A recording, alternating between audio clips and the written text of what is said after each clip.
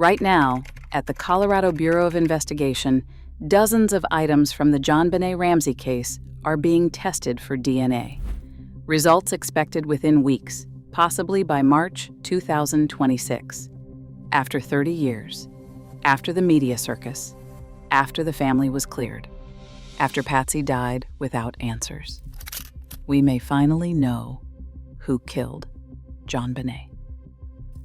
Inside the Colorado Bureau of Investigation's lab, dozens of items from the JonBenét Ramsey case are lined up for a final round of DNA testing. For the first time, evidence pulled from the basement, dust, carpet fibers, and a small wooden box has been swabbed and rehydrated, ready for analysis with tools that didn't exist when the case began. The wrist-binding cord, once stored away in an attic evidence locker, is now undergoing touch DNA extraction.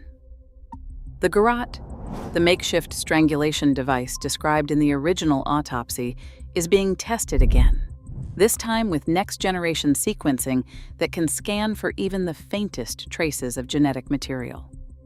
The lab's inventory includes a broken paintbrush handle suspected to have been used in the crime and several pieces of degraded clothing that had been set aside as too damaged for earlier methods. These swabs, drawn from JonBenét's undergarments and outerwear, have been carefully rehydrated and amplified, offering another chance to pull a genetic profile from samples that were once considered useless. According to Chief Stephen Redfern, every piece of forensic material that was never examined or was previously thought unsuitable is now being retested. Techniques and technology constantly evolve, Redfern said. This is especially true with DNA testing. The CBI has set a firm deadline. Preliminary results are due by March 31st, 2026. Some of the more fragile samples may require extra time, but the lab remains on track. The scope of this effort is unprecedented. Over 70 items, many untouched since the 1990s, are being processed with the most advanced sequencing and mixture deconvolution methods available. Each item represents a chance to answer the question that's haunted Boulder for 3 decades. The results, when they come, could finally reveal whether the truth has been hidden in plain sight all along. The most stubborn obstacle in the JonBenét Ramsey case has always been the DNA mixture found on her underwear. Former District Attorney Mitch Morrissey explained that what looks like a single genetic fingerprint is, in reality, a near-perfect 50-50 mix from 2 different men. For years, this equal blend confounded analysts. Standard capillary electrophoresis, the method available in the early 2000s, simply could not untangle the 2 contributors when their DNA appeared in such balanced amounts. Morrissey put it plainly, "We are not at a stage with sequencing to be able to do a 50-50 mixture." With that limitation, the lab could only say there was male DNA present, possibly from more than one person, but not whose it was. The original reports from 2003 to 2008 noted overlapping peaks on the electropherograms, hinting at multiple sources, but the technology could not resolve them. The result was a profile that seemed to belong to a single, unknown male, a conclusion that shaped the public narrative for years and led to the formal clearance of the Ramsey family in 2008. But the science was always on shaky ground. The case was trapped by its own evidence, unable to move forward or back. Today, the Colorado Bureau of Investigation is using next-generation sequencing and probabilistic genotyping software, tools that can mathematically separate even the most stubborn mixtures. Programs like STRmix allow analysts to assign probabilities to each possible contributor, breaking down the blend into its component parts. For the first time, the lab can ask, are there 2 men or 3? Do the new results match the fractions found before, or reveal a new genetic line? The promise of these advances is not just better science, it is the hope that, after decades of uncertainty, the truth hidden within that 50-50 mixture can finally be brought into the light. In December 2025, 2 adults came forward with memories from Christmas Day, 1996. As children living near the Ramseys, both remembered seeing an unfamiliar man behind the house that afternoon. He was tall, wore a dark coat, and carried a small worn duffel bag, about the size of a carry-on suitcase, held low at his side. The man paused, studying the rear of the property before moving on. Their accounts, given separately, matched in detail.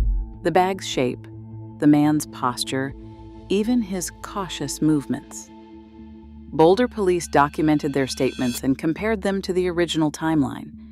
For the first time, a forensic artist was brought in to create a composite sketch based on their recollections.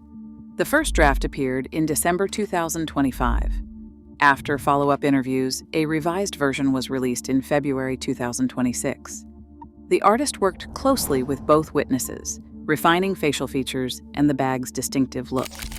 Distributed through news outlets and online forums, the sketch sparked new tips and renewed interest, offering investigators a thread that had never existed in the early days of the case. Investigative genetic genealogy has transformed cold case work since 2016, solving over 400 cases once thought unsolvable. The breakthrough lies in single nucleotide polymorphism sequencing, which reads thousands of genetic markers at once to create a detailed profile. The Colorado Bureau of Investigation uses Illumina-based sequencing to extract this data, even from degraded samples. This method can separate an unknown person's DNA from complex mixtures and find distant relatives in genealogy databases when no direct match appears. The results speak for themselves. In the past 5 years, investigative genetic genealogy has identified suspects or victims in cases dormant for decades. John Ramsey, closely following each advance, told NewsNation there's a 70% chance the killer could be found if these tools are fully applied and the DNA is sufficient. When a usable profile is uploaded to secure databases, most cases end with a name. Genealogy specialists say the process can move fast, sometimes within weeks. The Golden State Killer's identification took just 2 months from upload to arrest. Each case solved adds weight to the hope that science may finally deliver answers. John Ramsey stands at the center of this search for truth, now 82 years old and still refusing to let his daughter's case fade into silence. He has spent the past year traveling across Colorado, speaking at cold case symposiums and urging law enforcement to use every tool modern science can offer. In testimony before the state Senate, John pressed for funding to expand forensic labs, telling lawmakers that families like his deserve answers, even decades after the crime. He meets regularly with Chief Redfern and detectives, always asking for updates, always insisting the family be told of any new findings before the public hears a word. Burke Ramsey, JonBenét's older brother, has offered his own DNA to the Colorado Bureau of Investigation, volunteering a fresh sample in early 2026. The lab accepted the swab under strict chain of custody rules, confirming it will be used only to exclude Burke from any new profiles developed from the retested evidence. Burke's cooperation is complete and public, a quiet but powerful statement after years of suspicion that once shadowed his childhood. The family's formal clearance came in 2008, when District Attorney Mary Lacey announced that DNA evidence from JonBenét's clothing excluded the Ramseys as suspects. That decision stands to this day. Patsy Ramsey, who died in 2006 after a long illness, did not live to see her name officially cleared or her daughter's case solved. For the Ramseys, every advance in DNA technology is more than a technical step forward. It is a chance at peace, a hope that the truth, however long delayed, will finally be revealed. Detective Kenny Beck joined the task force in January 2026, bringing with him an artificial intelligence platform designed to comb through every scrap of the JonBenét Ramsey case file. The Palantir system sorted more than 1 million pages of police reports, court filings, and interview transcripts from 17 states and 2 countries, flagging connections the original investigation missed. At the same time, Boulder police secured a cell tower dump of 160 mobile devices active near the Ramsey home during the critical 72-hour window. Using geofence mapping, analysts narrowed down which devices lingered near the property, generating a fresh list of possible witnesses and persons of interest. With new leads in hand, detectives re-interviewed over 30 individuals, including family, household staff, and neighbors, asking questions shaped by both AI findings and the latest forensic results. Beck's approach stands in stark contrast to the errors of the past, offering a methodical, data-driven path forward where so many threads were once lost. For 30 years, the question of justice has lingered over Boulder and beyond.